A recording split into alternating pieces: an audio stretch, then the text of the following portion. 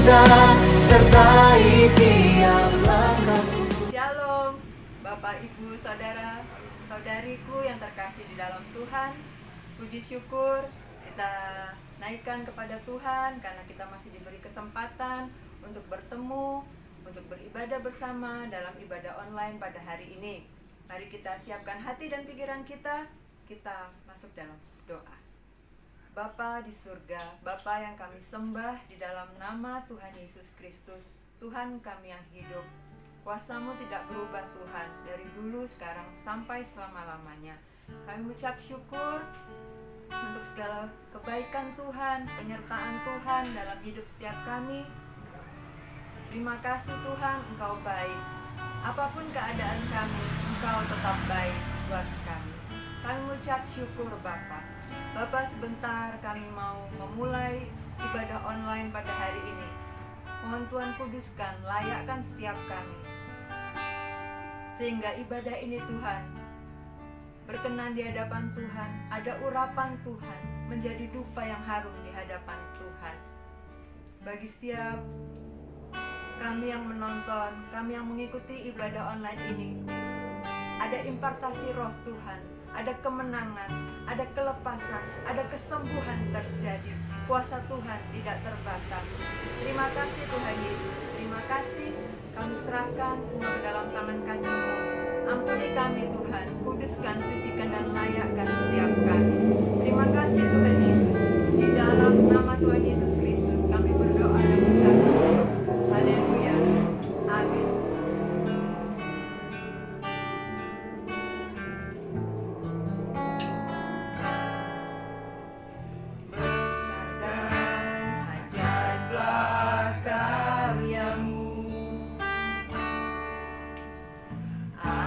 Dan benarlah jalan-Mu, Raja segala bangsa yang Maha Kuasa, mulia nama-Mu. Besar dan ajaiblah karya-Mu,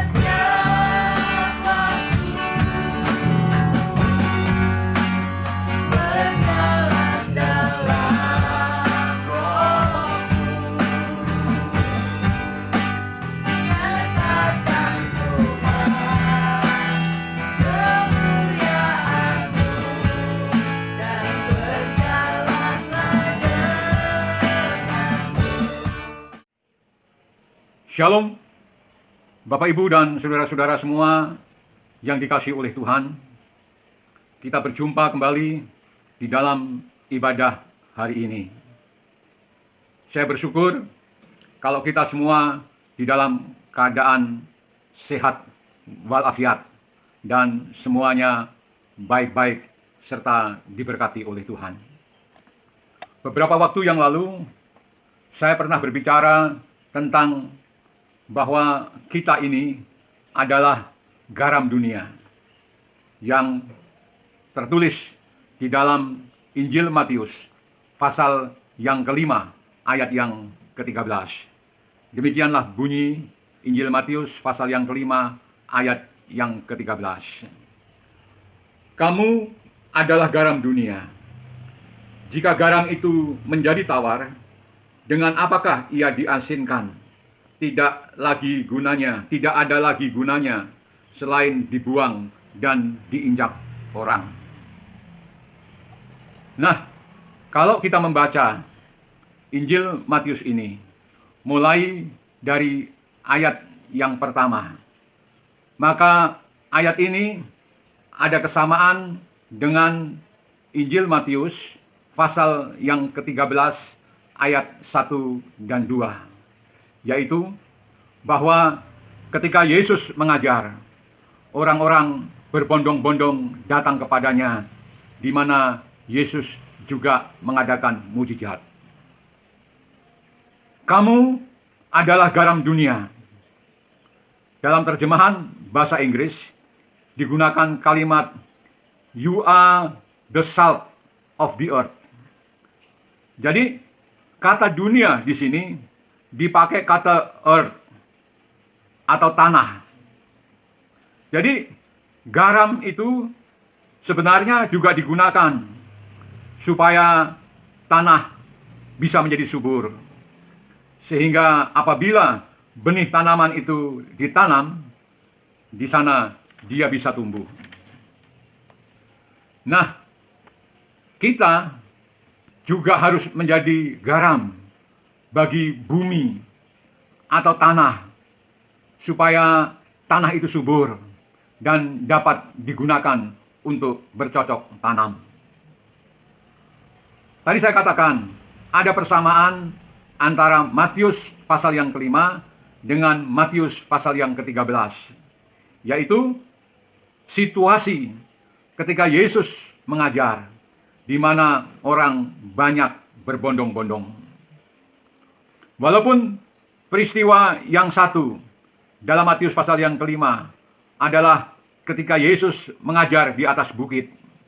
Sedangkan dalam Matius pasal yang ke-13 ketika Yesus mengajar dari atas perahu.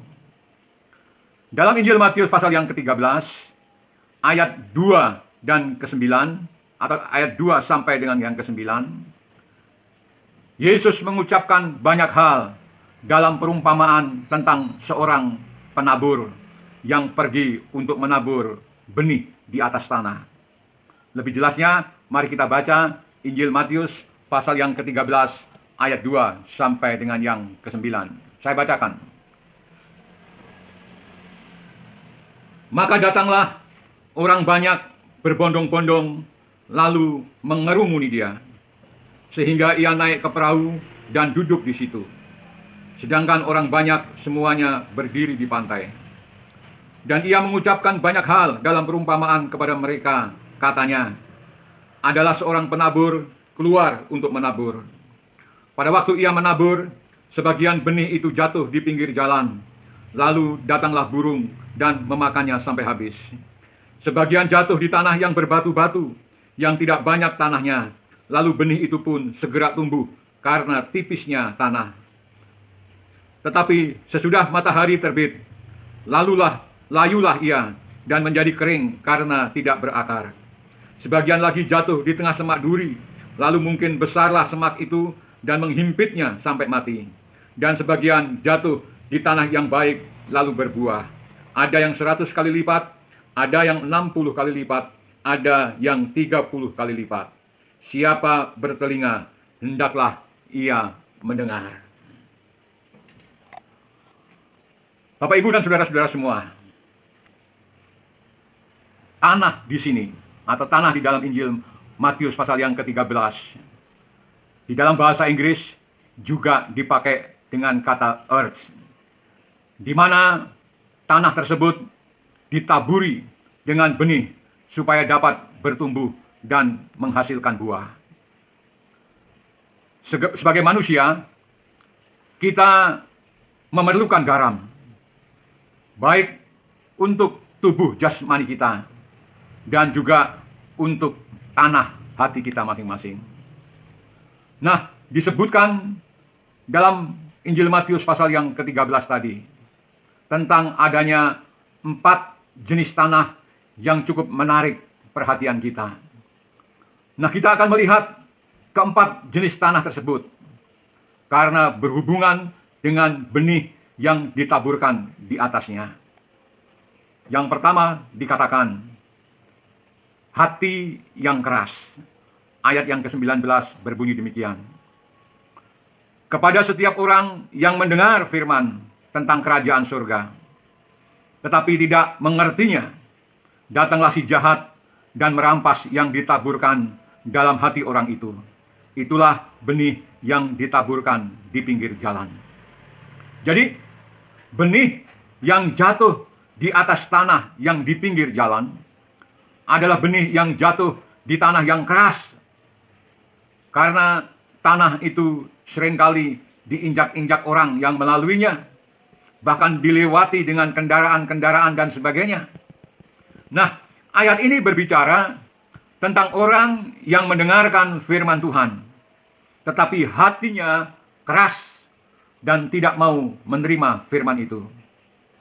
Sehingga datang si jahat merampas benih yang ditaburkan itu. Sebab hatinya tidak mengerti dan tidak memiliki pengertian. Jadi, benih apapun yang ditaburkan di atas tanah itu, maka benih itu tidak akan pernah bisa tumbuh karena akarnya dirampas oleh si jahat. Sehingga Tuhan Yesus mengajar dan meminta perhatian supaya siapa yang bertelinga hendaklah mendengarkan apa yang Yesus ajarkan, karena hal itu sangat penting untuk diketahui oleh kita semua. Demikian juga dengan hati kita. Setiap kali kita ditaburi dengan benih firman Allah, setiap kali saudara datang ke gereja, atau setiap kali saudara membaca renungan-renungan yang banyak ada di WA saudara masing-masing, saudara mendengar firman dan saudara membaca firman Tuhan, mendengarkan ajaran Tuhan tentang kerajaan Allah. Bagaimana saudara menanggapinya? Bagaimana saudara menerimanya? Biasanya setelah kita pulang dari gereja, atau setelah kita membaca firman Tuhan, ya, kita menerima begitu saja dan melalui begitu saja. Kita hanya mendengar saja, kita hanya membaca saja, tetapi jarang yang memperhatikan firman Allah. Benih yang ditaburkan habis dimakan oleh si jahat, sehingga saudara tidak akan mendapatkan apa-apa karena saudara tidak mengerti. Itu yang pertama. Lalu yang kedua, dikatakan hati yang berbatu-batu.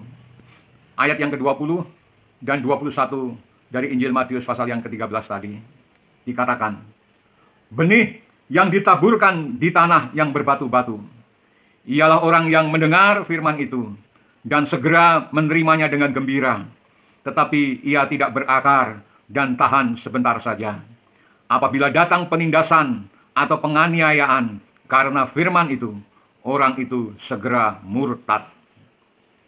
Perhatikan Bapak Ibu dan saudara-saudara semua, tanahnya ada, tetapi hanya sedikit saja.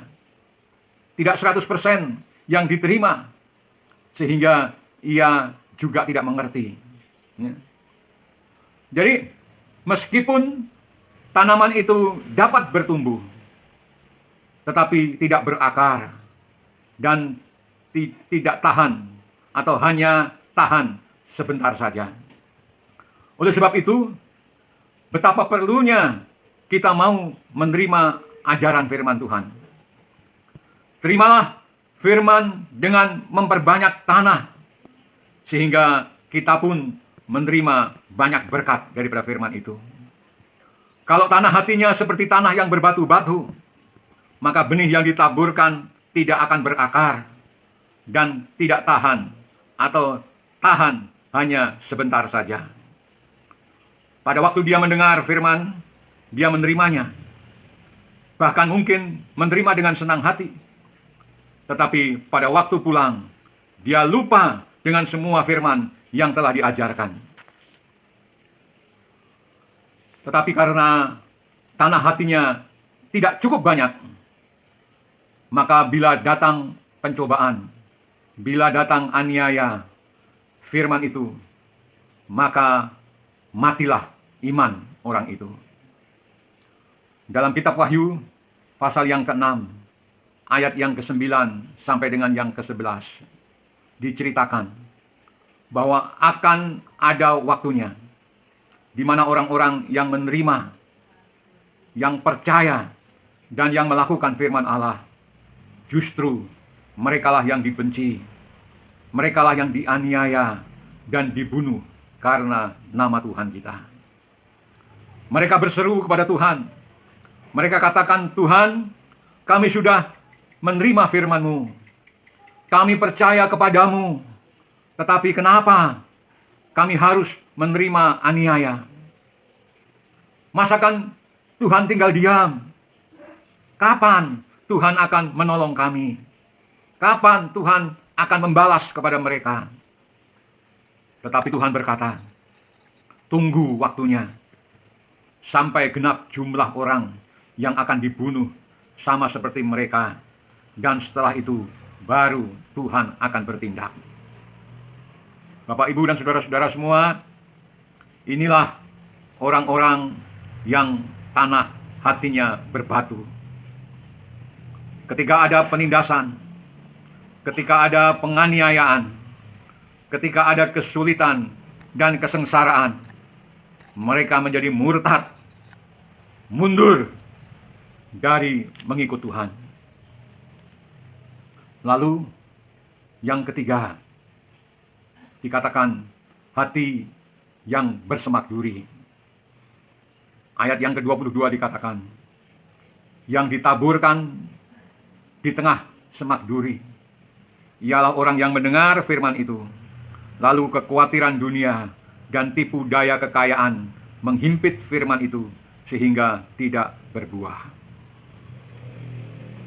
Benih firman yang baru saja mau bertumbuh, benih itu terhimpit terhimpit oleh semua kekhawatiran dunia dan tipu daya kekayaan duniawi. Ayat ini berbicara tentang kekhawatiran dan tentang kekayaan duniawi yang sering dialami oleh anak-anak Tuhan. Banyak anak-anak Tuhan sekarang ini, teristimewa di saat-saat seperti saat ini, ketika pandemi COVID-19 masih mengganas, sering merasa khawatir. Kekhawatiran menghimpit kita masing-masing. Bahkan banyak orang, mereka selalu khawatir tentang apa yang akan mereka makan nanti. Saat-saat seperti sekarang ini, pekerjaan susah, dagang sepi. Banyak pedagang-pedagang yang saat ini mengeluh karena dagangannya tidak laku dan mereka terancam akan bangkrut. Biaya hidup semakin hari semakin meninggi, sedangkan hasil yang didapat tidak mencukupi. Kekhawatiran dunia dan tipu daya kekayaan menghimpit benih firman Tuhan itu, sehingga tanaman yang tumbuh di atasnya atau tanaman yang tumbuh di atas tanah hati yang bersemak duri itu tidak dapat menghasilkan buah. Hal ini bukan berarti kita tidak boleh kaya. Tuhan Yesus juga mencintai orang-orang kaya. Tuhan juga memakai orang-orang kaya. Kita bisa lihat ketika Tuhan Yesus mengabarkan Injil di dunia ini, yang menyertai pelayanan Tuhan Yesus adalah wanita-wanita kaya yang ikut membantu pelayanan Tuhan Yesus. Dan hal itu berkenan atau diperkenankan oleh Tuhan Yesus. Akan tetapi seringkali kekayaan hanya menipu kita. Kelihatannya hanya kekayaan itu saja yang bisa menyenangkan orang. Banyak orang yang harus dipenjara karena melakukan korupsi. Alasannya ingin memiliki kekayaan yang sebanyak-banyaknya. Bahkan ada orang-orang yang sudah mendapatkan bintang jasa kehormatan, tetapi akhirnya harus masuk penjara, dihukum karena korupsi. Kekayaan dunia bisa menghimpit firman itu, sehingga firman itu tidak bertumbuh, bahkan berbuah. Firman Allah itu bisa rusak karena keinginan kekayaan. Firman Allah sepertinya bisa dikalahkan oleh orang-orang ataupun oleh uang dan kekayaan duniawi. Hal kekayaan seringkali bisa dianggap lebih penting, sehingga membuat firman yang kita dengar, yang kita baca, tidak berkuasa lagi. Tuhan tidak pernah mengatakan bahwa orang kaya itu pasti masuk neraka. Tuhan gak pernah katakan itu. Setelah Tuhan Yesus mati di salib, dia juga dikuburkan dalam kuburan milik orang kaya. Tetapi yang ingin saya katakan, kekayaan bisa menjadikan orang berpikir bahwa menjadi kaya itu lebih penting daripada firman Tuhan. Hal itulah yang pada akhirnya membuat firman Tuhan tidak dapat bertumbuh dalam tanah hati yang demikian, sehingga membuat hidup kerohanian kita tidak dapat menghasilkan buah. Lalu yang keempat, yang terakhir, hati yang baik. Seperti yang dikatakan ayat yang ke-23, Injil Matius pasal yang ke-13 tadi, dikatakan, yang ditaburkan di tanah yang baik ialah orang yang mendengarkan firman itu dan mengerti, dan karena itu ia berbuah. Ada yang 100 kali lipat, ada yang 60 kali lipat, dan ada yang 30 kali lipat. Nah, di sini kita melihat begitu penting kita memiliki hati yang baik. Hati yang bisa mengerti firman Tuhan. Maka dikatakan dia akan berbuah keuntungan 100 kali, 60 kali, 30 kali ganda. Itulah yang Tuhan mau berikan kepada kita, tergantung pada tanah hati kita. Tanah hati inilah yang menentukan apakah firman itu bisa bertumbuh dan berbuah. Jadi, berbuah atau tidak berbuah tergantung bukan hanya dari benihnya saja, tetapi ditentukan oleh keadaan tanahnya. Dalam benih itu ada kehidupan. Tapi kalau tanahnya tidak baik, maka benih firman itu akan menjadi rusak. Jadi kita telah melihat adanya empat macam hati manusia di dalam dunia ini. Kepada kita semua, saudara dan saya, diminta untuk bekerja sama, memenangkan jiwa. Jangan sampai garam kita menjadi tawar. Sebab Kalau tawar, sudah tidak ada gunanya, hanya akan diinjak-injak orang dan dibuang. Bukan tanahnya yang dibuang, tapi orangnya yang akan dibuang. Nah, dari perumpamaan ini, sebagai anak-anak Tuhan, kita diingatkan kembali bahwa kita ini adalah orang-orang yang mempunyai garam. Ia atau kita adalah orang yang suka menabur benih firman Allah. Kita adalah orang-orang yang suka bersaksi dan suka memberitakan Injil dimanapun ia berada. Jadi kemanapun kita pergi, sedang apa kita akan menemukan orang-orang dengan 4 macam hati manusia ini. Dan hati yang mau menerima dan mengerti firman Tuhan, itulah yang sangat Tuhan hargai. Orang yang benar akan memperhatikan firman. Firman yang ditaburkan di dalam hati mereka, sehingga siapapun yang mendengar, yang mengerti, yang membaca, dia akan bertumbuh dan berbuah. Dan kita tahu bahwa firman Tuhan berkuasa untuk memberikan jaminan kepada kita. Matius pasal yang ke-6, ayat yang ke-33.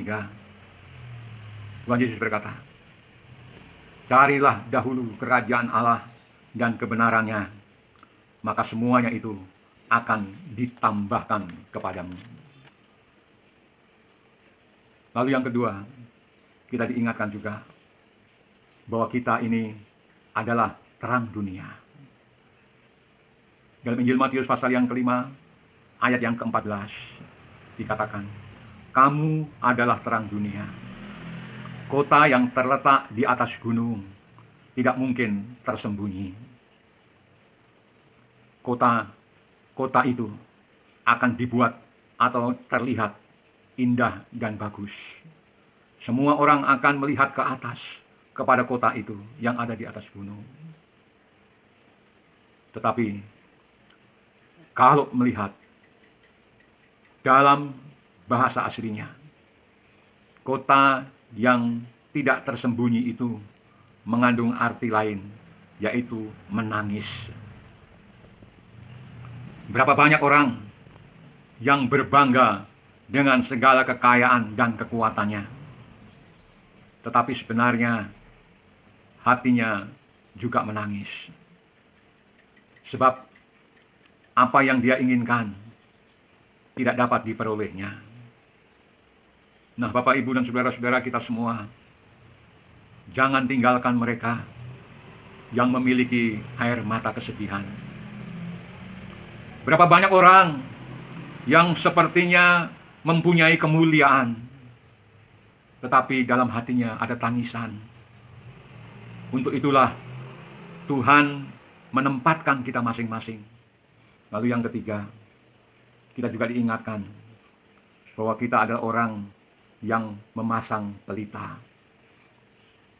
Dalam Injil Matius pasal yang ke-5, ayat yang ke-15 dikatakan, "Lagi pula, orang tidak menyalakan pelita lalu meletakkannya di bawah gantang, melainkan di atas kaki dian, sehingga menerangi semua orang di dalam rumah itu." Pelita adalah suatu yang dapat memberikan terang. Tetapi pelita itu tidak akan bisa memberikan terang apabila tidak dipasang terlebih dahulu dan tidak ada orang yang membawanya.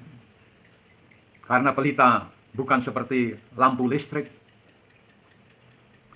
Kamus Bahasa Indonesia menjelaskan bahwa pelita dipasang karena ada minyak di dalamnya. Dan ada orang yang membawa pelita dalam rumah tersebut, sehingga seluruh bagian rumah itu bisa menjadi terang. Jadi, kalau ruangan yang besar itu dipasang dengan pelita, ya hasilnya samar-samar.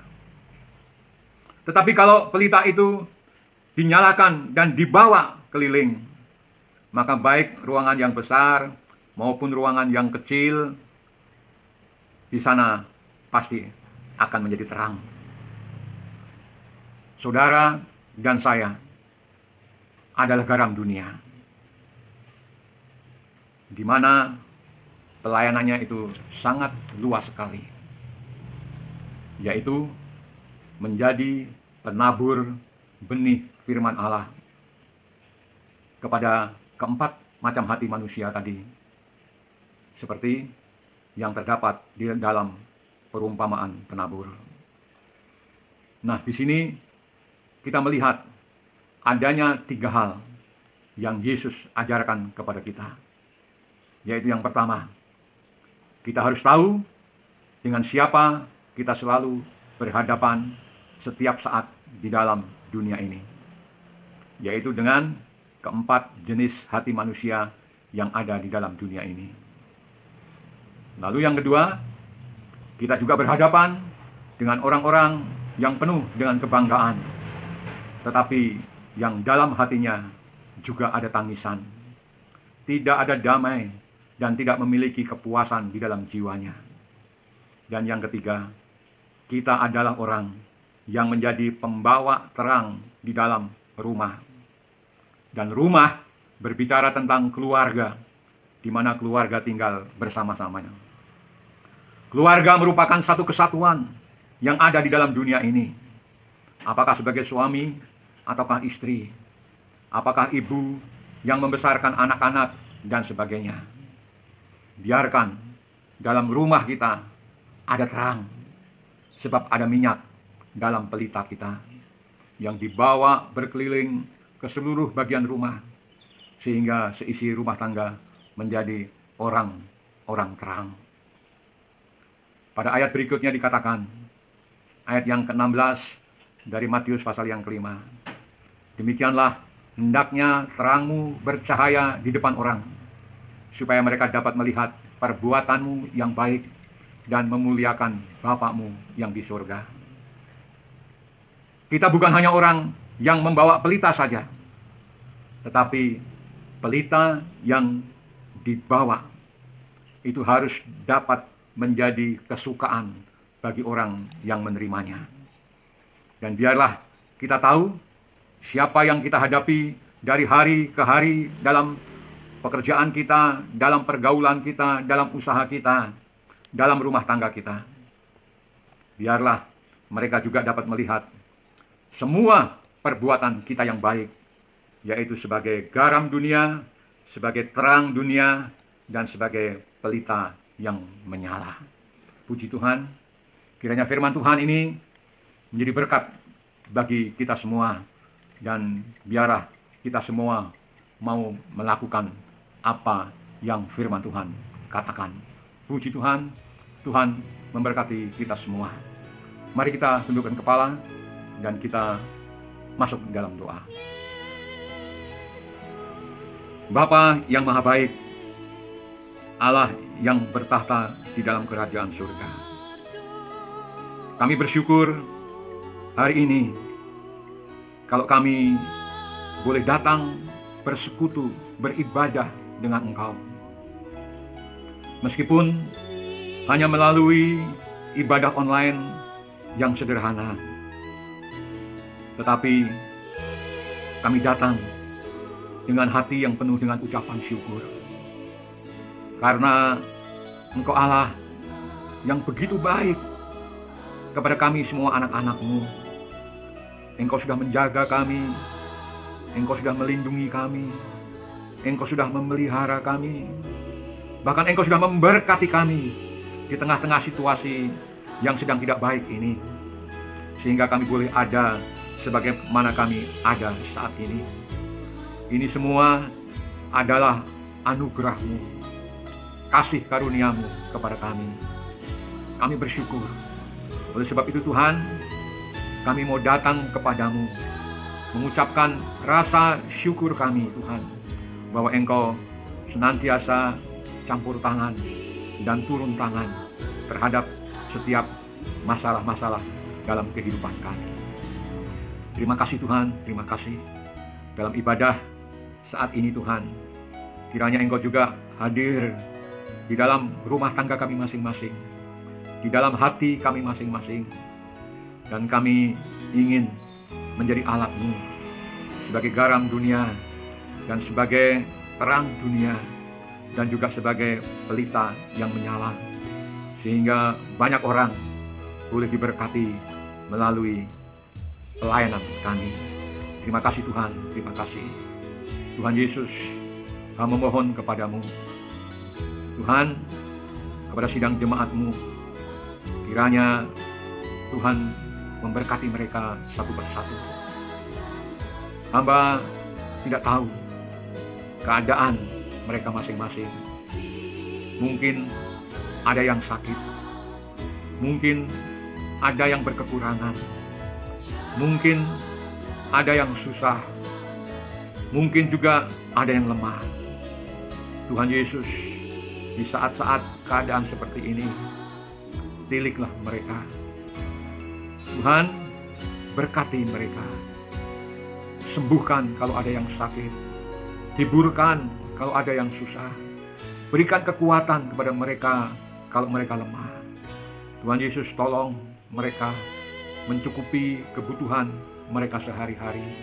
Kami serahkan seluruh aktivitas dari sidang jemaat-Mu dalam tangan Tuhan yang berkuasa. Demikian pula kekasih-kekasih hati kami yang mendengarkan ataupun yang mengikuti ibadah kami, dimanapun mereka berada, di kota manapun mereka berada. Tuhan Yesus juga tilik mereka. Kalau Engkau sudah memberkati sidang jemaat-Mu di Sidoarjo ini, Engkau juga memberkati mereka semuanya. Turunkanlah Tuhan berkat-Mu kepada mereka. Tilik mereka juga Tuhan. Sembuhkan sakit penyakit mereka. Kuatkan iman mereka yang saat ini mungkin lemah. Hiburkan Tuhan saat ini hati mereka yang mungkin sedang susah. Tuhan, berikan kemenangan kepada mereka. Demikian pula jadikan mereka alat-Mu Tuhan untuk dapat juga memberkati orang-orang lain di sekitarnya. Terima kasih Tuhan. Tak lupa kami berdoa untuk pemerintah negara kami yang saat ini sedang berusaha untuk membebaskan rakyatnya dari wabah COVID-19. Tuhan, berikan hikmat marifat kepada para pemimpin-pemimpin negara kami, sehingga mereka dengan tepat dapat memberikan solusi, sehingga dengan cepat wabah COVID-19 ini dapat diatasi dan kesehatan masyarakat dipulihkan, ekonomi negara kami dipulihkan, sehingga kami boleh hidup di dalam berkat-berkat Tuhan kembali. Terima kasih Tuhan, terima kasih. Sebelum kami berpisah satu dengan yang lainnya Tuhan, kiranya Tuhan turunkanlah berkat-Mu atas kami. Bapak, Ibu, dan saudara-saudara semua yang dikasihi oleh Tuhan, mari kita angkat tangan dan kita akan menerima berkat dari Tuhan. Saudara-saudaraku yang dikasihi oleh Tuhan, kita berpisah dalam berkat daripada Allah Bapa, kasih dan cintanya Tuhan Yesus, serta persekutuan, penghiburan, dan kekuatan Roh Kudus akan menyertai kita mulai dari saat sekarang ini sampai selama-lamanya.